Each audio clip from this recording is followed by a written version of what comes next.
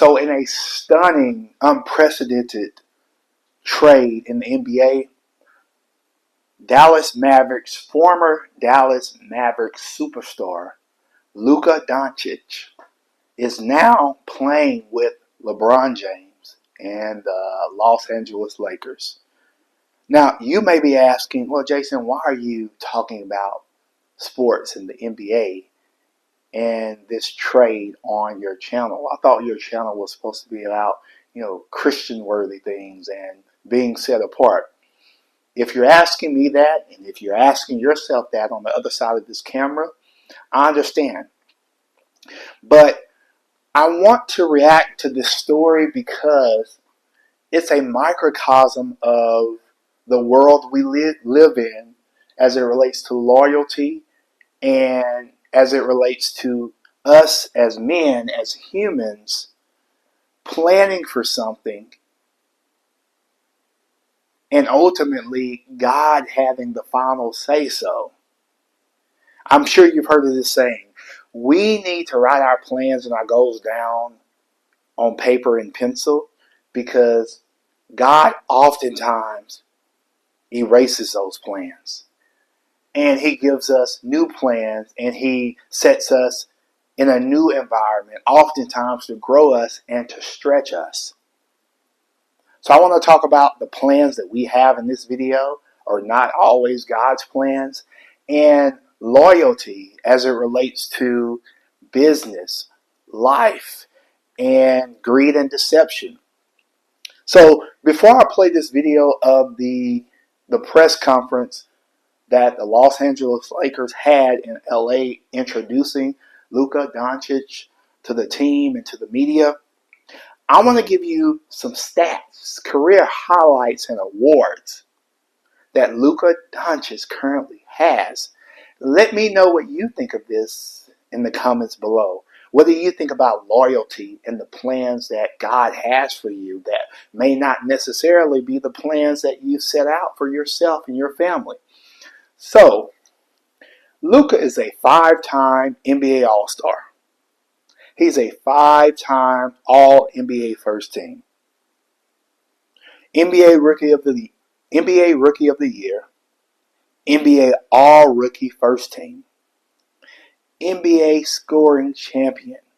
Now, I live here in Dallas, outside of Dallas, and fans, the local media has been going crazy, rightfully so, because of this unprecedented seismic shift in the sports atmosphere here in Dallas. I'm not a Dallas Mavericks fan, but I love sports. Loyalty is huge. And the way the GM here in Dallas of the Mavericks, and the way the GM, Rob Pelinka, I believe that's his name, and Nico, I don't know the GM's last name here in Dallas, but the way they went about this was, in my opinion, ethically and morally wrong, because they went about it with a lot of deception. But that's business. So again, we have plans, we have specific goals, but God may have other plans and goals, and it's how we respond and react to that is huge. So let's listen into the press conference, and let me know what you guys think in the comments below. To then now joining the Lakers with LeBron James and just thinking of the legacies of those two players and you having the chance to be the next one. Well, first of all, I remember the exact moment that happened. It will always stay, in my mind. It was an amazing moment. Just for Kobe to know my name was amazing for me. And, I just wish Kobe and Gigi were here to see this moment. And, I'm excited about this new journey and happy to be here.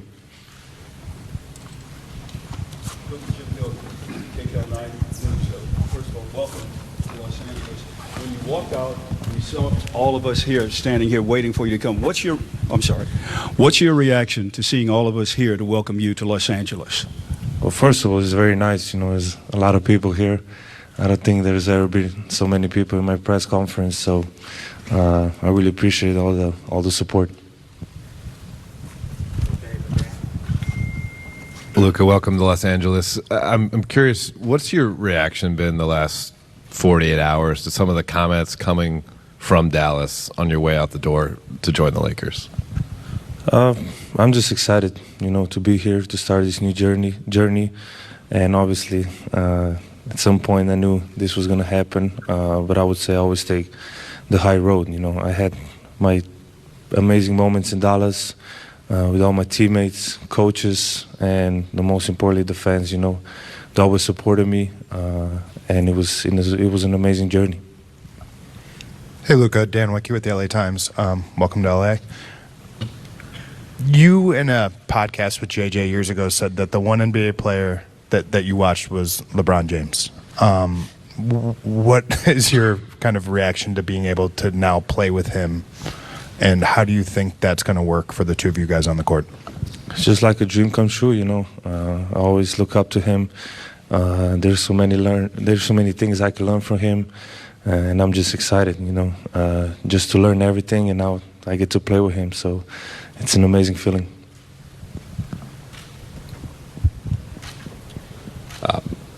Zdravo, Luka. Jovan Buha with The Athletic. Just kind of following up on that, how do you see you and LeBron specifically, just the two-man game between you? You both can screen for each other, hit guys out of the short roll, create playmaking opportunities. Just how you guys both see the game. Very few can see it that way. Like, how do you see that fit from a passing, playmaking, and just two-man game perspective? Yeah, I think we both make our teammates better. I think our IQ is very high, so I think that's going to help everybody. But obviously, I really haven't think about basketball much these days. But I'm just excited to work with him. I work every day here, so every day that goes by is going to be better. Luka, Kobe Price, SoCal News Group, welcome to LA. Got one for both you guys. First for you, Luka. I think you even wrote in a social media post that you thought that Dallas is going to be a place that you're looking forward to win championships, staying for your career. Emotionally, what have the past 48 to 60 hours been for you in coming to LA? Well, it was hard first. That first day was really hard. I felt like this last 48 hours was 1 month. Like 2 days ago was 1 month ago. So emotionally it was really hard. But every day that like today was much better. I'm just very happy to be here for this opportunity. It's the Lakers. It's one of the best clubs in history. So I'm excited to be here. And for Rob, Nico was speaking with reporters, I believe on Sunday after the trade. He praised you. I think it helped us get to the end. Everybody was surprised, so you can imagine how surprised I was. I was almost asleep, so when I got a call, I had to check it was April 1st. I didn't really believe it at first, and it was a bit shock. It was hard moments for me. It was home, so it was really hard moments for me, especially the first day. But as I said, I get to play in the greatest club in the world, and I'm excited for this new journey. Luka, over here on your left, Malika Andrews with ESPN. It's good to see you. Welcome to LA. You've been a fan of LeBron. You've talked about it for a long time, but he's also been a fan of you. He tried to work with you at various different times in the past, whether it be shoe deals or other things. I'm curious, what message did he reach out to you with? Was it a text? Was it a call? What was that? And how did that fuel the way that you think about coming to LA as well? Yeah, he called me right away. He was in New York, so he called me right away. And we didn't talk much because, he said, I understand what you're feeling. But that was really nice of him just to call me right away and welcome me to LA. Hey, Luka. We've heard from so many other players across the league, Anthony Edwards, Steph Curry, Giannis, talking about their shock at this and also what it means for how teams feel about players and how no one's really safe, quote unquote, to use Steph's words. What have players said to you, and what has it meant to you to have them speak out the way they have? I saw some comments. I wasn't really trying to be on social media these days, but I saw some comments, and it really means a lot. You know, we are rivals, and they speak about me that nicely, so it really means a lot to me, and sure. About the company's financial condition, the development of product quality.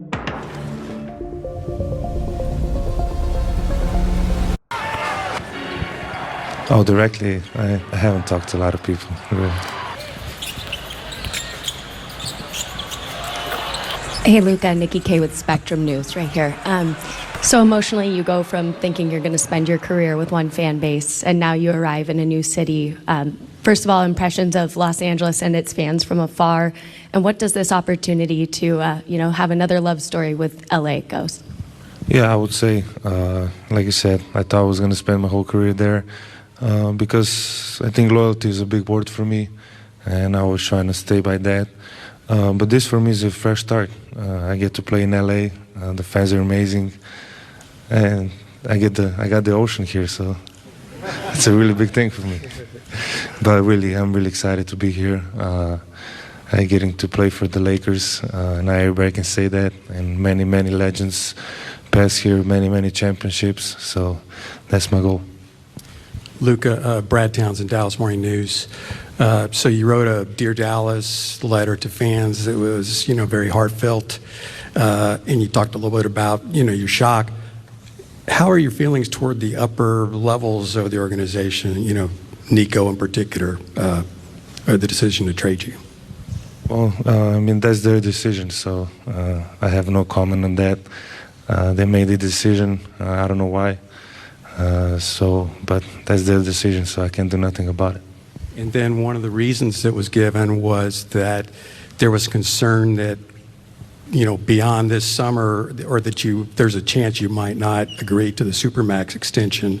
Did you or anyone on your inner circle indicate that might be the case?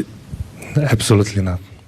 It's easy as Luka, over here, Bill Plaschke, LA Times. Do you feel you have something to prove? Sorry? Do you feel you have something to prove? Sorry. Do you think you have something to prove? Oh, okay. Sorry. Yeah. Obviously, yeah. Yeah. That's it. Win the championship.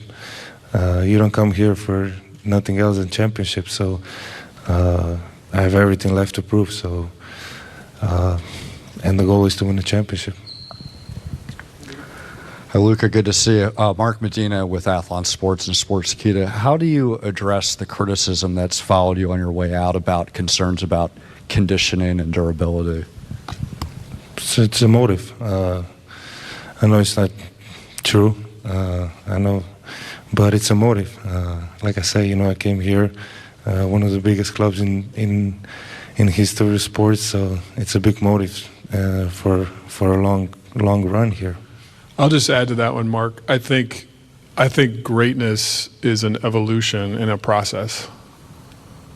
And I think if you're striving for perfection, as we are as an organization or as a player, you're going to have challenges to make yourself better until you don't play anymore. And so I think that's just something to keep in mind. I would assume the question will be forthcoming, when is Luka going to play? I'd rather just take that one head on.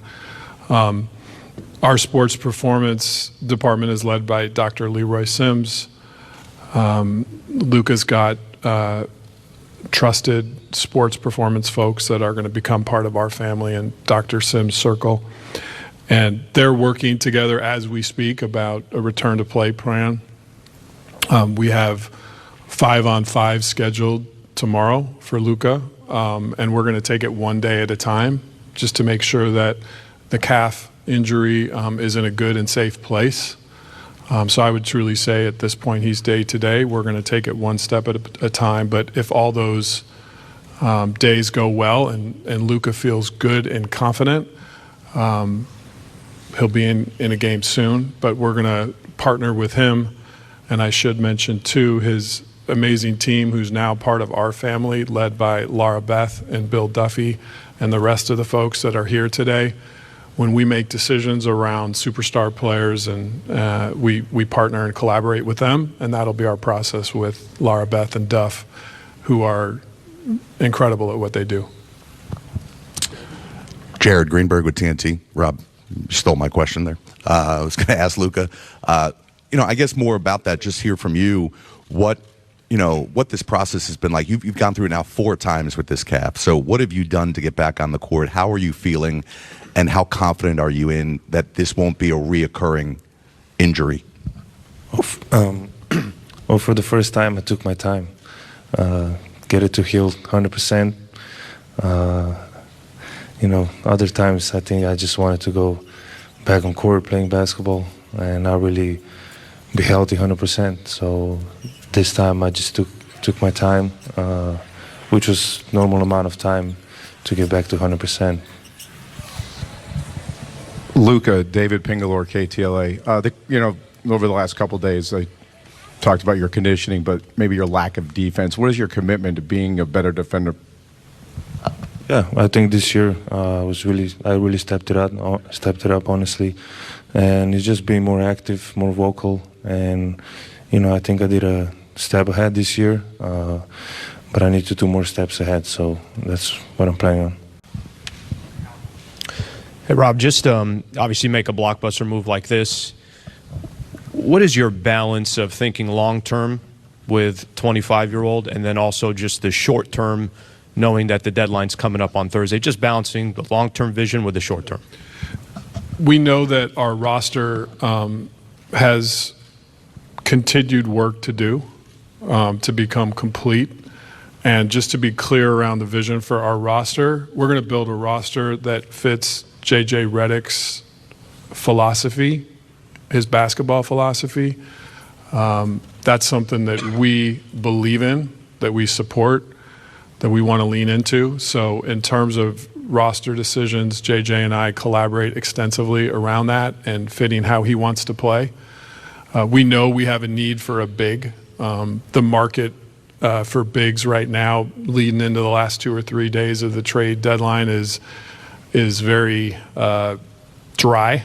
There's just not a lot available. So maybe we'll be able to do some stuff around the margins. I would say in terms of a big move for that position, it's probably more realistic that would be something that comes in the offseason. But Luka will be at the center of that as we build for the long term. We want to format a team that fits JJ's coaching style and his strengths and his needs to help us win a championship with the other people that are also on our team right now who are going to be a big part of that winning as well. But your question was about long term, so I'm speaking more to long term. Luka, I know you had about 13 games as a teammate with JJ in Dallas, and just wondered what that was like for you, the relationship that you formed, and then your thoughts about playing for him as a coach. Yeah, I mean, first of all, he couldn't move at all, so it wasn't good. No, but it was a great relationship. I really respect him. You don't see me go on podcast. I went on his podcast twice, so you know how much respect I have for him. So I'm really excited that I can play for him. Rob, good to see you. Along the same lines with the trade deadline and all of that, the window for Luka, 25 years old, coming off a finals appearance last year. LeBron, 22nd season, 40 years old. Like, what's the urgency level to have this team in the immediate future reach championship contender status, and whether that immediate future is between now and Thursday or the offseason going into next year? Just kind of what is the view in terms of the timeline to get this team to be able to contend? The urgency is ever present. From the first day I started taking this job till I sit in the chair right now, there's always an urgency to win championships. That's what the Lakers set out to do. That's the expectations of our fans, and we're going to put in the work to constantly try to do it. At the same time, you have to be realistic. And if there's not a championship big on the market right now, I can't wave a wand and create that opportunity. We'll continue to work and look for areas that we can complete and fill out the roster. But as we saw with this trade, it takes 2 teams. But we'll continue to build. Luka and I spent some time yesterday up in my office just talking about the players on our roster he's played with and kind of what he sees as sort of short-term and long-term needs. And I think we'll continue to have those basketball discussions and get this roster to a championship level. Luka, Mike mentioned J.J. Redick, your former teammate. You've got Maxey and Markieff over there. Dorian Finney-Smith is a player you've spoken very highly about in the past. Greg St. Jean was a coach you've worked with. How is that going to help as you take on this crazy life change, having all these familiar faces be here for that transition?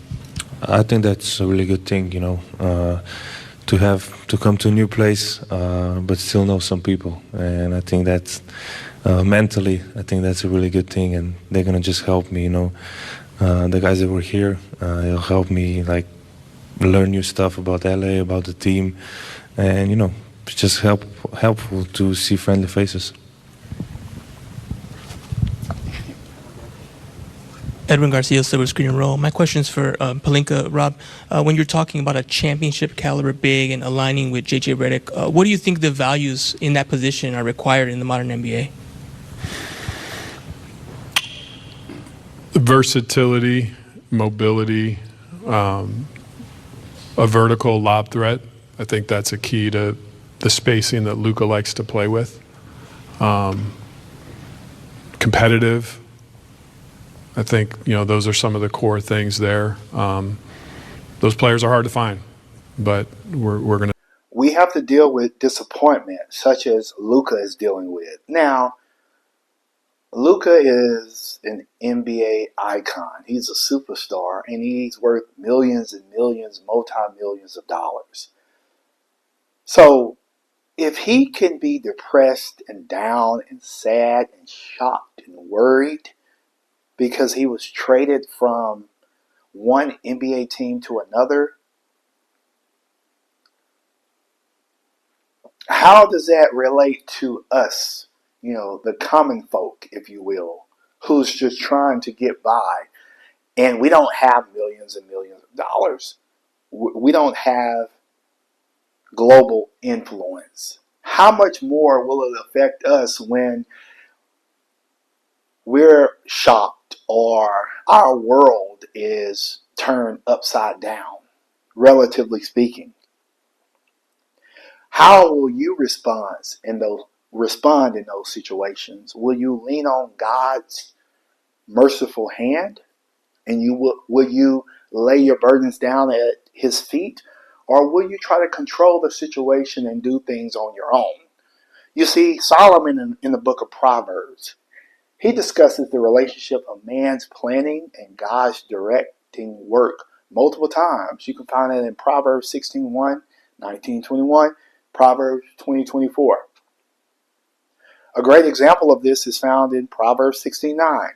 Now, a man's heart plans his way, but the Lord directs his steps. Of course, I don't know if Luka Dončić is a believer in God. He's a believer in Jesus Christ. If he's given Almighty God, rule and reign over his lives. But a man's heart plans his ways.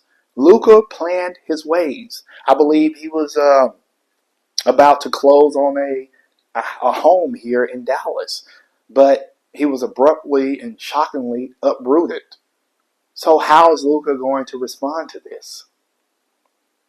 The book of Job, of course, provides a great example of this relationship between one's plans and God's redirecting ministry. God he seems to always be in the redirecting ministry, just to grow our faith and our strength in Him. Now, God considered Job, of course, a righteous man. So why would God test Job in these areas? Job had plans for the future, including continued work in the fields, in his fields. Luka Dončić had immediate and long-term goals as far as working here in Dallas and setting up his foundation here in Dallas. But shockingly, his plans changed. Satan appeared before the Lord and was given permission to test Job's fear of the Lord. God gives the enemy, Satan himself, permission to test us.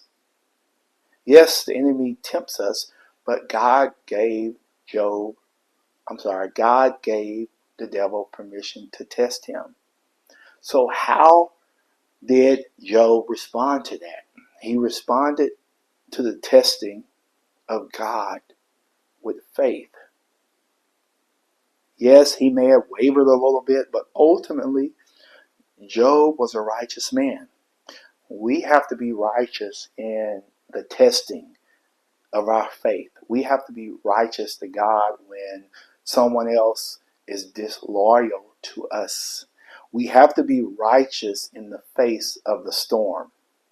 Another example of the Lord directing the steps of humanity is seen in Psalm 37:20-26. David, the second king of Israel, wrote this psalm in the later years of his life. Part of the psalm contrasts the actions taken by the Lord toward the wicked and the righteous. In verse 22, David discusses those the Lord blesses and those he curses. Now, as a result of God's directing work, David rejoices in the outcomes. Wrongdoers will be completely destroyed. The offspring of the wicked will perish. The righteous will inherit the land and dwell in it forever. God is sovereign. His sovereignty should comfort the believer in Jesus Christ. God is ultimately in control. It is wise to plan for the future. I'm not saying that it's unwise to do that. But we should first find comfort in God. Ultimately, He is ordering our steps. His plans, not our plans and not our ways, but His plans will lead us in the right direction. So, again, this is about the plans that we ultimately make, and when we come to a crossroads of our plans and God's plans. Who will we serve? What master do we have? How will we truly put our faith to the test when we're uprooted? It's just a microcosm of everything that we face as individuals on a daily basis. So I'm rooting for Luka. I'm rooting for, the Lakers. Of course, I'm a San Antonio Spurs fan, and we fared pretty good with acquiring De'Aaron Fox, superstar, to accompany Wemby on this hopefully journey to another NBA championship for the Spurs. But that's neither here nor there. That's another video. Let me know what you guys think of this. Were you shocked in hearing the news of Luka being traded to the Lakers for big man AD? Again, let me know your comments in the below this video, and we'll talk soon.